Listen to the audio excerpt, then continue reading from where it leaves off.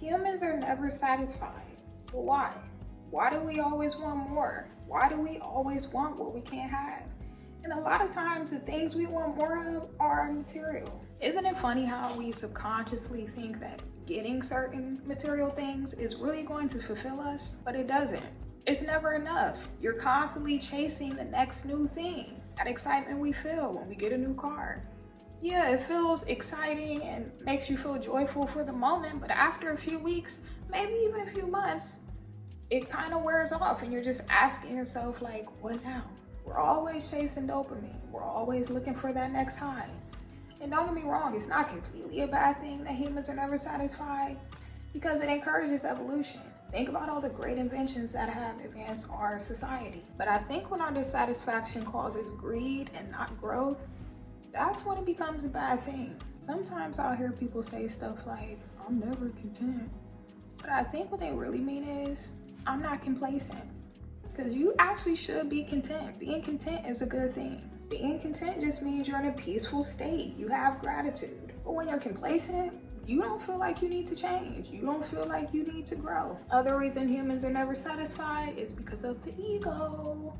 The ego is always looking to be praised. It's always looking to be fed. The ego is always hungry. And the annoying ass thing about the ego, it never goes away. As long as we are in our flesh, the ego will always be there. So how the hell do we tame the ego?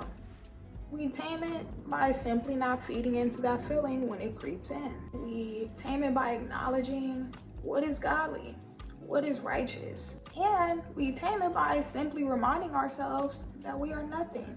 You are just a small speck in the universe. Let's just say you strip away everything that makes up your human identity.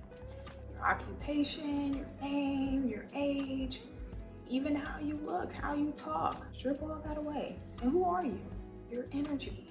And they say energy can't be created nor destroyed. So technically, we've always been here. I've only lived 29 years as Kyla, but my soul has lived forever. And I'm not saying I think that's 100% true. I don't know. But one thing I know for sure, this flesh that I live in, it's not really me. Another reason humans are never satisfied is because we have voids from our childhood. We try to fill those voids with material things, accomplishments, accolades. We might even try to fill those voids by changing our looks, changing our appearance. This is especially true if you struggled with body dysmorphia as a child. Unfortunately, there's always going to be a hierarchy amongst humans. There's always going to be classism. There's always going to be the desire to be superior. But how I think you fight against that is simply focusing on how your life feels than how your life looks. Focus more on spiritual and personal growth. That's not to say that money is not important, but we shouldn't be fooled into thinking that money is going to fulfill us. Think about lifestyle creep.